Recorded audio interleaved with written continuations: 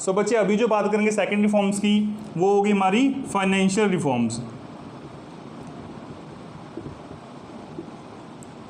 Financial reforms बच्चे कौन सी reforms होती है? जो कि पैसे के रिलेटेड होती है, जो हमारी कंट्री के फाइनेंस को देखती है। सो इसमें बच्चे ज़्यादातर क्या चीज़ें आ जाती है? हमारा बैंकिंग सिस्टम आ जाता है बच्चे, बैंकिंग सिस्टम आ जाता है, ठीक है। सेबी आ जाती है हमारी। सेबी क्या है? जो शेयर्स और डिवेंचर्स के सेल परचेज में रेगुलेट करती है, जो उनकी बॉडी है। सो इसमें क्या होगा बच्चे? फाइनेंशियल रिफॉर्म्स में क्या चेंजेस आई? सबसे मेन चीज़ आपको लिखवा रहा हूँ वो है आरबीआई। RBI role shifted. बच्चे क्या हुआ था? आरबीआई के रोल को शिफ्ट कर दिया था। अभी आरबीआई क्या है बच्चे? हमारा रिजर्व बैंक ऑफ इंडिया, जो कि सारे बैंकिंग सिस्टम को चलाता है, ठीक है बच्चे। पहले जो आरबीआई थे ना, वो पूरा करता धरता था इसका। पहले इसको रेगुलेटर बोलते थे। रेगुलेटर मतलब जो पूरी सारी गतिविधियों को चलाता है, सारे डिसीजन लेता है वगैरह वगैरह, जो सभी इसका मेन हेड होता है। तो आरबीआई पहले इसका क्या होता था? रेगुलेटर होता था। लेकिन आरबीआई एक गवर्नमेंट संस्था है, सो इसकी वजह से इसमें करप्शन या फिर कोई भी प्रॉब्लम्स आने लगी थी। सो आरबीआई के जो रोल था उसको शिफ्ट कर दिया गया, यानी चेंज कर दिया गया। अब वो रेगुलेटर से क्या बन गया बच्चे? फैसिलिटेटर बन गया। यानी अभी से क्या कर दिया? एक फैसिलिटी प्रोवाइड करने वाली एक संस्था बना दी गई थी। अब वो रेगुलेट कम करती थी, यानी अपनी इंटरफेरेंस कम करती थी, अपना रूल कम चलाती थी। उससे अलावा वो बस लोगों को हेल्प करती थी, फैसिलिटीज़ देती थी। जो हमारे नीचे बैंकिंग सिस्टम होता है, सारे कमर्शियल बैंक्स होते थे। सो ये हमारा मेन फाइनेंशियल रिफॉर्म था कि आरबीआई के रोल को चेंज कर दिया गया था। दूसरा जो चेंज आया था बच्चे, कमर्शियल बैंक्स को फ्रीडम दे दी गई थी। Commercial banks free to set interest rates. किस बात की छूट दे दी गई थी बच्चे? पहले क्या होता था कि जो आरबीआई था वही सारे इंटरेस्ट रेट फिक्स कर देता था कि जो भी बैंक लोन देगा या फिर जो बैंक में पैसे जमा करवाए जाएंगे उसको फिक्स इंटरेस्ट मिलेगा। लेकिन इसके बाद क्या चेंज है 1991 के बाद लिबरलाइजेशन के अंडर, कि कमर्शियल बैंक जो हमारे आम बैंक होते हैं, एसबीआई, ओबीसी, जो भी पंजाब बैंक जो भी है हमारे, उनको फ्रीडम दे दी गई कि वो अपने हिसाब से इंटरेस्ट रेट दे सकते हैं, यानी किसी भी ब्याज दर पर वो अपना लोन दे सकते हैं और डिपॉजिट ले सकते हैं। सो बच्चे ये जो दो थी वो मेन इंपॉर्टेंस आपके फाइनेंशियल रिफॉर्म्स की, इसको नोट कर लीजिए। थर्ड जो रिफॉर्म की बात करेंगे बच्चे, उसका नाम है फिस्कल रिफॉर्म्स। क्या नाम है बच्चे? Fiscal reforms. बच्चे जो फिस्कल रिफॉर्म्स है वो डील करती हैं गवर्नमेंट के टैक्सेस से, टैक्सेस एंड सब्सिडी से कह लो।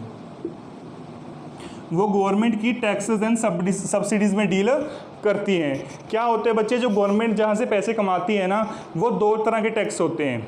वो दो टैक्स होते हैं। टैक्स दो तरीके के होते हैं वैसे भी। एक होता है डायरेक्ट टैक्स, एक होता है इनडायरेक्ट टैक्स।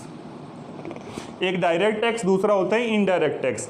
बच्चे डायरेक्ट टैक्स वो वाला टैक्स होता है जो कि हमारी सीधा इनकम पे लगता है, डायरेक्टली ऑन इनकम,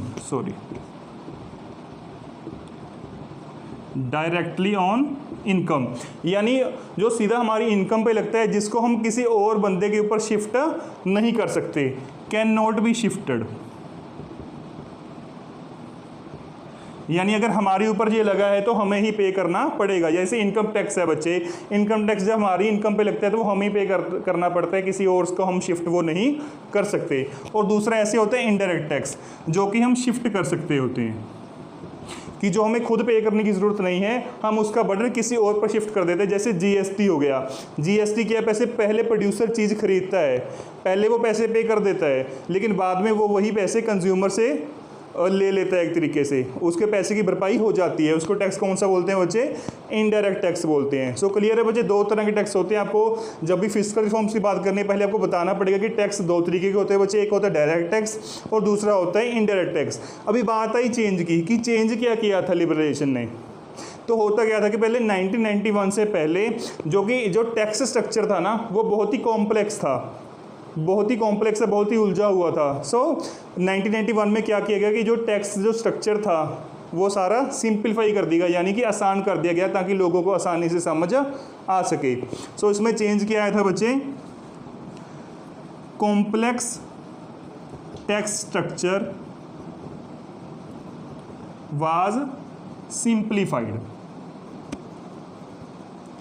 क्या हम चेंज लिखेंगे यहाँ पे कि पहले जो टेक्स्ट स्ट्रक्चर होता था वो बहुत ही कॉम्प्लेक्स होता, यानी बहुत ही उलझा हुआ होता था, लेकिन अभी वो बहुत ही सिंप्लीफाई कर दिया गया था ताकि लोगों को आसानी से समझ आ सके। सो ठीक है बच्चे, ये फिस्कल रिफॉर्म्स है। अभी लास्ट रिफॉर्म्स रह गए हैं, उसको नोट कर लेना। सो नेक्स्ट जो बच्चे हम बात करेंगे वो लास्ट रिफॉर्म्स है जो हमारी लिबरेशन के अंदर, वो होती है एक्सटर्नल सेक्टर रिफॉर्म्स। कौन सी बच्चे? एक्सटर्नल सेक्टर रिफॉर्म्स, यानी कि इंपोर्ट एक्सपोर्ट वाली बच्चे। एक्सटर्नल सेक्टर मतलब जो बाहर वाली कंट्री के साथ हमारा लेन देन चलता है, इंपोर्ट एक्सपोर्ट हम करते हैं, उसके ऊपर क्या चेंजेस आई थी? उसके ऊपर बच्चे क्या चेंजेस आई थी? जैसे मैंने बताया कि पहले ज़्यादा इंपोर्ट एक्सपोर्ट करने नहीं दिया जाता था, उस पर काफ़ी सारा टैक्स लगा दिया जाता था ताकि लोग कम इंपोर्ट एक्सपोर्ट करें। लेकिन अभी 1991 के बाद चेंज क्या है बच्चे? दो चेंज, मेजर चेंज आए थे। एक तो क्या था? restrictions on import export were lifted, यानी जो रेस्ट्रिक्शंस थी इंपोर्ट एक्सपोर्ट पे वो लिफ्ट कर दी गई थी, यानी अभी ज़्यादा बंदे इंपोर्ट एक्सपोर्ट ज़्यादा कर सकते थे। सेकंड जो चेंज आया था, tariff rates on import export वर क्या कहेंगे उसको, वर मिनिमाइज्ड। टैरिफ रेट्स मतलब जो टैक्स लगता था बच्चे इंपोर्ट एक्सपोर्ट के ऊपर, उसको कम कर दिया गया था ताकि ज़्यादा से ज़्यादा बंदे इंपोर्ट एक्सपोर्ट कर सके। थर्ड जो बहुत ही इंपॉर्टेंट चेंज है बच्चे, वो है डीवैल्यूएशन ऑफ रूपी। डीवैल्यूएशन ऑफ रूपी क्या हुआ था? जैसे हम अभी बात करते हैं कि हमारा $1 के भी 75 रुपीज़ मिलते हैं, कभी 60 रेट का होता था, कभी 70 होता था। तो ऐसे ही चेंज हमने खुद किया है बच्चे।